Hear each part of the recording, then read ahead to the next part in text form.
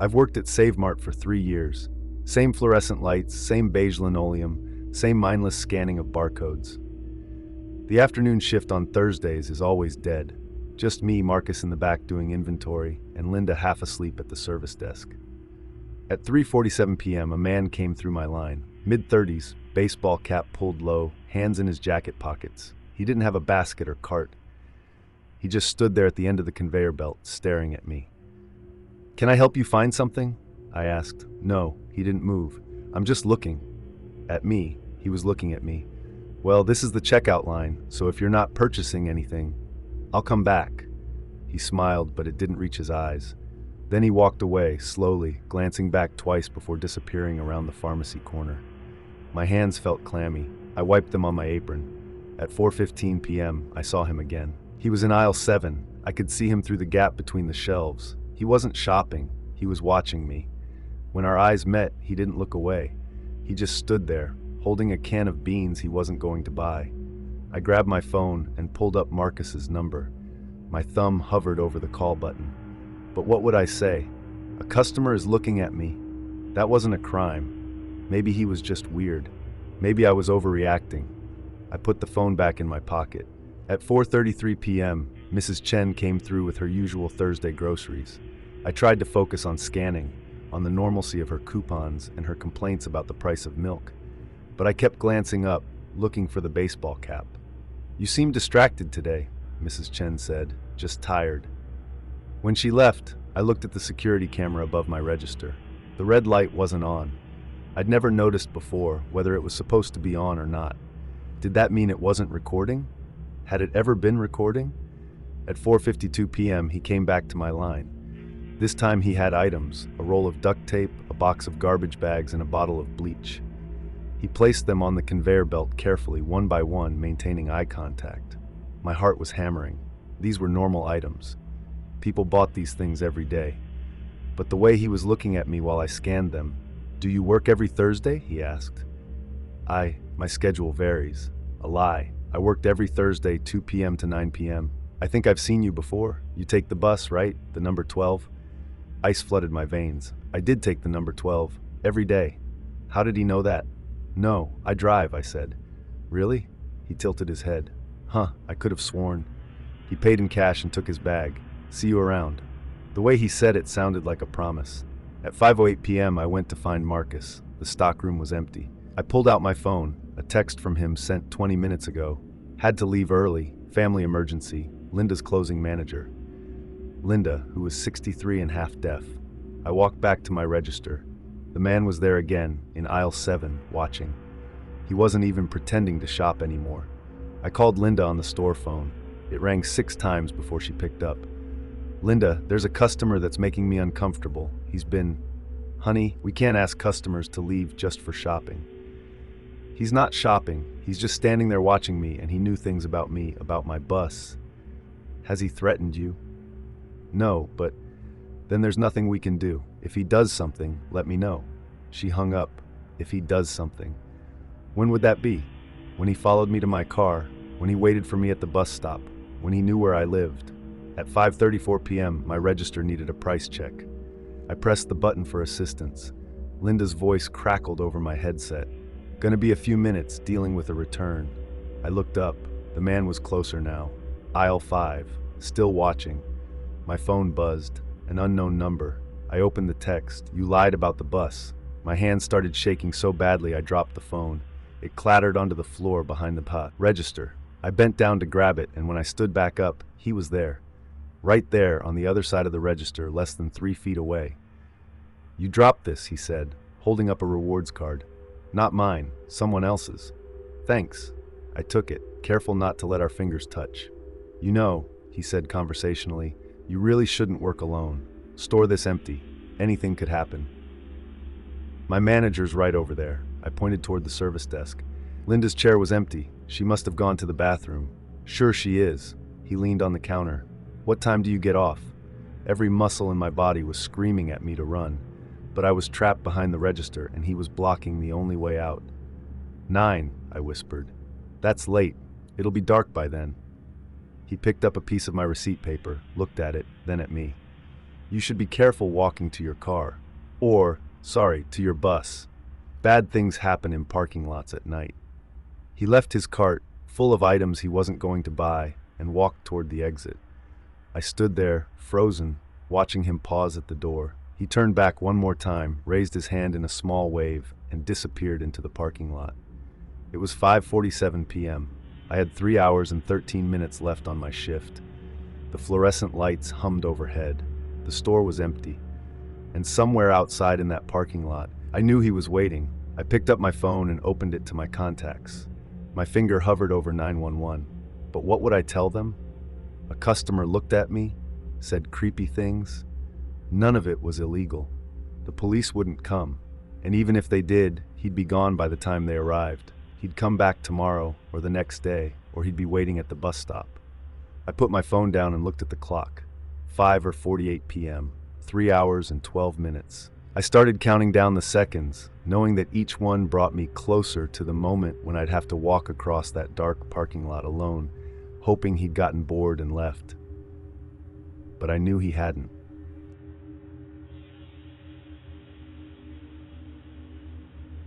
The funeral ran late. By the time I said my goodbyes to relatives, I barely knew. It was past 10 p.m. I had a 4-hour drive ahead of me, back roads through rural Pennsylvania, the kind my phone's GPS wouldn't even register half the time. I should have stayed at a motel. Mom had suggested it. But I had work in the morning, and the thought of spending the night in a strange bed in a strange town after burying my grandfather felt worse than just pushing through. So I drove. The highway was fine for the first hour. Trucks, a few cars, rest stops every 20 miles. Then I took the exit toward Route 44, and everything changed. No streetlights, no buildings, just trees pressing in on both sides of the narrow 2-lane road, their branches forming a tunnel overhead. My gas light came on at 11:47 p.m. I'd forgotten to fill up. Stupid. There'd been a station right off the highway, brightly lit, and I'd driven past it thinking I had plenty of range. But my gauge had been reading wrong lately, something about a faulty sensor I kept meaning to get fixed. The needle sat just above E. I checked my phone. No signal. Of course not. I was in the middle of nowhere, surrounded by state forest. The last town I'd passed through was 15 miles back. I slowed down, trying to conserve gas, and kept my eyes open for any sign of civilization. A house, a gas station, anything. At 12:03 a.m., my headlights caught a figure on the side of the road. A man, thumb out, hitchhiking. He was youngish, maybe late 20s, wearing a dark jacket and jeans. As I approached, he stepped closer to the road, waving his hand. Every instinct told me not to stop, but as I passed him, I saw his face in my rearview mirror. He looked desperate, and I thought about my own situation, stranded out here with no gas, no signal. What if that was me standing on this road? I slowed down, stopped, put the car in reverse. He jogged up to the passenger window. I cracked it 2 inches. "Thank God," he said, breathing hard. "My car broke down about 2 miles back. I've been walking for an hour. No signal out here. I know, look, I'm almost out of gas myself. I can't drive you far. There's a station about 10 miles up. I know the owner. He keeps it open late sometimes. If we can just get there. 10 miles. I probably had that. Maybe. I unlocked the door. He climbed in, bringing the smell of sweat and cigarette smoke. "Thank you so much. I'm Jake." "Sarah," I didn't offer my hand. Started driving. For the first few minutes it was fine. He made small talk. Where was I coming from? Where was I headed? I gave vague answers. He nodded, understanding that I didn't want to share details. Then his phone rang. "Yeah?" he answered. Pause. "Yeah, I got a ride." His eyes slid toward me. "She's cool with it." My hands tightened on the wheel. "Cool with what?" "About 10 minutes, he continued. Then he hung up. "Friend of yours?" I asked, trying to sound casual. "Brother. He's meeting us at the station." I hadn't mentioned the station. He had. But still, my stomach nodded. At 12:18 a.m., I saw a dirt road intersection on the right. A truck was parked there, headlights off. As we passed, the truck pulled out behind us. I watched it in my rearview mirror. It maintained a steady distance, maybe 30 feet back. "That your brother?" I asked. Jake turned around to look. "Nah. His truck's red. That's a Chevy." But his voice had changed, gotten tighter. The truck followed us for 2 miles, never getting closer, never falling back. Just there, a constant presence in my mirror. "So where's this gas station?" I asked. "Should be coming up." We'd gone 8 miles, then 9. No gas station, just endless trees and darkness. "You sure it's out here?" "Yeah, just a bit further." My fuel light had been on for 20 minutes now. The gauge was buried below E. Any second, the engine would start to sputter. "Look, I need to turn around. I'm not going to make it." "Don't." His voice was sharp. "Don't turn around." I glanced at him. His jaw was set, his hand gripping the door handle. "What's going on? Just keep driving, please." The truck behind us flashed its high beams once, twice. Jake pulled out his phone, hands shaking now. "Shit, no signal. Still no signal. Who is that behind us? Just drive, okay? Just keep driving." My heart was pounding. I pressed harder on the gas, but the car was struggling now, the engine making a whining sound. The truck accelerated too, closing the gap to 20 feet. "You need to tell me what's happening right now, or I'm stopping this car." "His name is Derek. We used to work together. There was an incident. Some money went missing. He thinks I took it." Jake's words tumbled out fast. "He's been following me for 3 days. I thought I lost him yesterday, but..." The truck surged forward and tapped my bumper. I screamed, jerking the wheel. The car swerved, tires skidding on the gravel shoulder before I regained control. "Oh God," Jake whispered. "Oh God, I'm sorry. I didn't think he'd..." The truck hit us again, harder this time. My head snapped forward. "Get out!" Jake yelled. "Stop the car and get out! Are you insane? He wants me, not you. Just stop and run into the woods. He won't." The truck pulled alongside us in the opposite lane. I could see the driver now, thick-necked baseball cap, his face twisted in rage. He swerved toward us. I jerked the wheel right. My tires left the pavement, hitting dirt and rocks. Branches scraped the windshield. I slammed on the brakes. The car shuddered and died, out of gas. The truck stopped 20 feet ahead, blocking the road. The driver's door opened. "Run," Jake said. He was crying. "I'm so sorry. Just run." I fumbled with my seatbelt, my hands slick with sweat. Got it unclasped, grabbed my phone, still no signal, and pushed open my door. Behind me I heard Jake's door open too. Heard his footsteps crunching in the gravel as he ran into the woods on the opposite side. The driver from the truck was walking toward my car. He had something in his hand. I couldn't see what it was in the darkness. "Where is he?" the man called out. His voice was eerily calm. I stood frozen next to my open car door, keys still in the ignition, engine dead. "I asked you a question." He was closer now, 10 feet away. "I don't know. He ran into the woods." "Which side?" I pointed to the left, the opposite direction Jake had actually gone. The man studied me for a long moment. Then he looked at my car, my plates, my inspection sticker, memorizing everything. "You should be more careful who you pick up," he said. Then he walked past me, past my car, and into the woods on the left. I stood there, listening to his footsteps recede, listening to the sound of branches breaking as he moved deeper into the forest. Then I heard Jake, somewhere in the darkness to my right, crashing through the undergrowth, running. I was alone on a dark road with a dead car, no gas, and no phone signal. 2 men were somewhere in the woods around me, one running, one hunting, and I had no idea which one would come back first. I climbed back into my car and locked the doors, knowing how useless that was. My hands shook as I tried my phone again. No signal. I turned the key in the ignition, even though I knew it wouldn't start. Click, click, click. The woods were silent now. No footsteps, no breaking branches, just silence. And then far in the distance, I heard someone scream. I don't know how long I sat there. It felt like hours. Eventually, I saw headlights coming from the direction I'd been traveling. A car, the first one I'd seen in miles. I got out, waving my arms. It stopped. An older couple, concerned faces. "Are you all right?" I opened my mouth, but I didn't know what to say. How could I explain what had happened? That I'd picked up a hitchhiker who brought a nightmare with him. That somewhere in those woods, something terrible had occurred. "I ran out of gas," I finally said. They drove me to the next town. A state trooper came, took my statement, arranged for my car to be towed. They searched the woods the next day. They never found Jake. They never found Derek. They never found anyone. Just my car on the side of Route 44, doors locked, keys in the ignition, and a single streak of blood on my passenger side door handle that I know wasn't there before.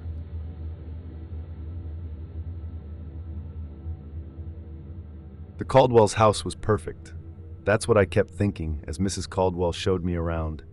Perfect hardwood floors, perfect granite countertops, perfect view of the lake through floor-to-ceiling windows. The kind of perfect you see in magazines, not in real life. "We'll be gone for 3 weeks," Mrs. Caldwell said, her heels clicking on the tile. "Europe, our 20th anniversary." "Congratulations," I said, following her through the cavernous living room. "The pay is $1,500. All you have to do is stay here, water the plants, bring in the mail. Oh, and feed Oscar." She gestured to an ancient tabby cat sleeping on a leather chair. "He's 18. Kidney problems. He gets medication twice a day." $1,500 for 3 weeks of living in luxury. I was a grad student surviving on ramen and library coffee. This was a gift. "The nearest neighbor is 2 miles down the road," she continued. "Very private out here. That's why we need someone staying in the house. There have been break-ins in the area." She handed me a thick packet of papers, emergency contacts, alarm codes, vet information, instructions for the irrigation system, the heated floors, the security cameras. "Security cameras?" I asked. "Just on the exterior, front door, back door, driveway. They connect to an app." She showed me her phone. "We'll be checking periodically, just to make sure everything's secure. You don't mind?" "No, of course not." She smiled, but it didn't quite reach her eyes. "Good. Make yourself at home. Eat whatever you want from the kitchen. Use the pool. Just stay out of the basement. The door's locked anyway. We're having some water damage repaired, and it's not safe." The Caldwells left on a Tuesday morning. I watched their Tesla disappear down the long driveway, swallowed by trees. Then I was alone. The first 2 days were paradise. I swam in the pool, cooked elaborate meals in their professional-grade kitchen, slept in their guest room with its memory foam mattress and Egyptian cotton sheets. Oscar followed me around, meowing for attention and his medication, which I dutifully administered. On the third night, I heard it, a sound from the basement, a thump, like something heavy being moved. I was in the living room, watching their massive TV. I muted it and listened. Nothing, just the hum of the refrigerator, the distant cry of a loon on the lake. I turned the volume back up and tried to focus on the show, but my attention kept drifting to the basement door at the end of the hallway. It was solid oak with a deadbolt that required a key. Mrs. Caldwell had been very clear, "Stay out." The next morning, I noticed Oscar sitting in front of the basement door, staring at it. When I approached, he hissed and ran away. That afternoon, I got a text from Mrs. Caldwell. "Everything going well? Saw you swimming yesterday. Pool looks lovely." The cameras she was watching. I texted back, "Everything's great. Oscar's doing fine." Her reply came immediately, "Wonderful. Remember, stay out of the basement. Seriously, the floor joists are compromised." I hadn't mentioned the basement. On the 5th night, I heard it again. Not a thump this time, footsteps, slow, deliberate footsteps on concrete, pacing back and forth. I stood in the hallway, my phone's flashlight pointed at the basement door. The sound stopped when I got close, as if whatever was down there knew I was listening. "Hello?" My voice sounded small in the big house. Silence. I tried the doorknob even though I knew it was locked. It didn't turn. That night, I barely slept. Every creak of the house settling made me sit up, heart pounding. Oscar wouldn't come into my room. He stayed in the hallway, watching that basement door. On the 6th day, I searched the house for a key. I told myself it was about safety. What if there was a fire and I needed another exit? But really, I needed to know what was down there. I found a key ring in Mr. Caldwell's office, tucked in the back of a desk drawer. 5 keys, all labeled: front, back, garage, shed, basement. I held the basement key in my hand, feeling its weight. Mrs. Caldwell texted, "How's Oscar? Still taking his medication?" "Yes, twice a day." "Good. We're very attached to him. Can't imagine losing him." There was something about the way she phrased it. Can't imagine losing him. Not we'd be devastated or he's family. Can't imagine losing him. Like he was valuable. Like he was leverage. I put the key in my pocket. That night, the sounds from the basement were different. Not footsteps, scratching. Frantic scratching, like fingernails on wood. I stood at the door with the key in my hand, Oscar yowling somewhere behind me. "Don't," I whispered to myself. "Just don't." But I was already sliding the key into the lock. The deadbolt turned with a heavy click. I opened the door. A set of wooden stairs descended into darkness. The light switch didn't work. I flipped it up and down several times. Nothing. I used my phone's flashlight. The beam cut through the dark, illuminating concrete steps, concrete walls. The air that wafted up smelled wrong. Not musty or damp, antiseptic. Chemical. Hello, I called down. No response. But I heard breathing. Shallow, rapid breathing. Every instinct screamed at me to close the door, lock it, forget I'd ever opened it. But I thought about the scratching. About something trapped down there. I started down the stairs. The basement was finished. Painted walls, drop ceiling, commercial-grade carpet. Not water damaged, not under construction. Fully finished and empty except for a single door at the far end. The breathing was coming from behind that door. I crossed the basement, my footsteps silent on the carpet. The door had a keypad lock, the kind that requires a code. The little screen glowed green, showing it was unlocked. I turned the handle.